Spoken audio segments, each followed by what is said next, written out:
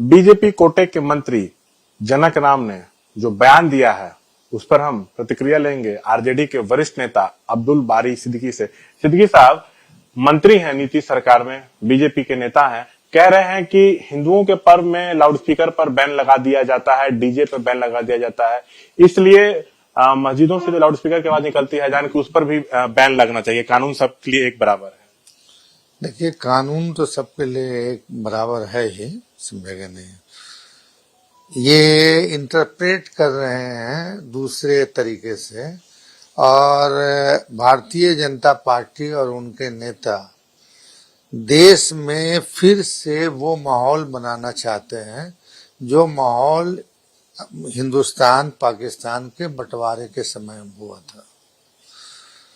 अब रही बात की जो संविधान है, ये तो संविधान में भी परिवर्तन करना चाहते हैं। सेकुलरिज्म शब्द से भी इनको चिढ़ है, और हिंदू राष्ट्र की कल्पना लेके ये आगे बढ़ रहे हैं। तो मुझको कोई बुरा नहीं लगता है कि जिस व्यक्ति का संविधान में विश्वास नहीं हो, अब फिर भी संविधान की शपथ खाता हो, वो आदमी अगर इस तरह का उटपटांग बयान देता है तो उस पे रिएक्शन देना एकदम वाहियात है, समझे ना। ऐसे संवैधानिक पद पर बैठे हुए व्यक्ति अगर कोई उटपटांग बयान देते हैं तो उस पे क्या रिएक्शन देना है। अब जहां तक अजान का सवाल है, अजान तो मुश्किल से 5 वक्त में 2-2 मिनट होता है।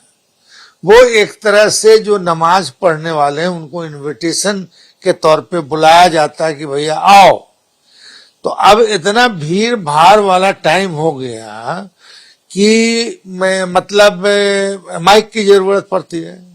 मगर एक जमाने में जब माइक नहीं था, साइंस इतना डेवलप नहीं हुआ था, इतनी बड़ी आबादी नहीं थी, घनी आबादी नहीं थी, तब तो लोग बिना माइक के अजान देते थे। फिर भी इनकी सरकार है, इनकी हुकूमत है, दिल्ली में भी है, यहाँ भी है। जो भी उटपटांग बोलना है, संविधान के खिलाफ बोलना है, बोलते रहे। जनता, हिंदू, मुस्लिम, सिख, ईसाई सब देख रहा है कि इनका मकसद क्या है। क्या सर आपको लगता है कि नीतीश को उनके खिलाफ एक्शन लेना चाहिए, क्योंकि जदयू तो इस तरह की चीजें बर्दाश्त नहीं करती है। अरे भैया, तो नीतीश जी को कुर्सी चाहिए, कुर्सी में कंफर्टेबल है तो वो कुछ नहीं कर सकते।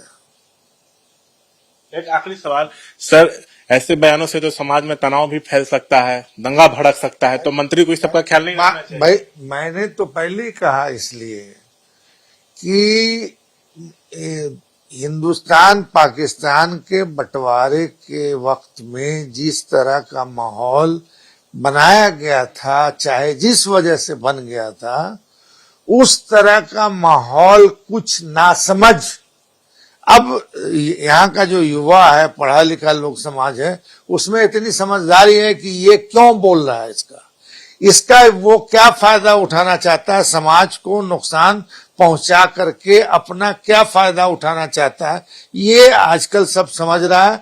इसलिए बहुत गंभीरता से इन लोगों की बात बहुत होशमंद लोग नहीं लेते हैं।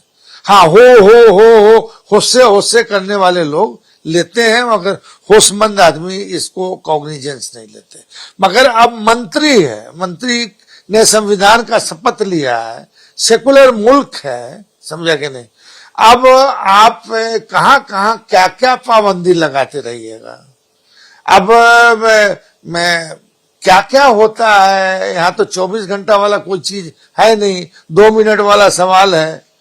इस पे भी अगर ये है तो भाई दुल्हन वही जो पिया मन भाए, आपको हमको जहां भेजना है भेज दो, मगर जितना आप कमजोर समझ रहे हो उतना कमजोर नहीं है। ये मुल्क हमारा है, इसमें हमारे बाप दादा 7 पुश्त गरा है, हम भी इसी में करेंगे।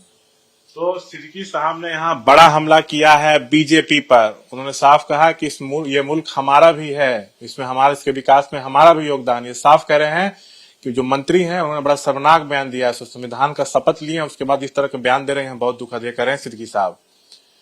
कैमरा पर्सन विशाल राय के साथ शशांक कुमार, एबीपी न्यूज, पटना।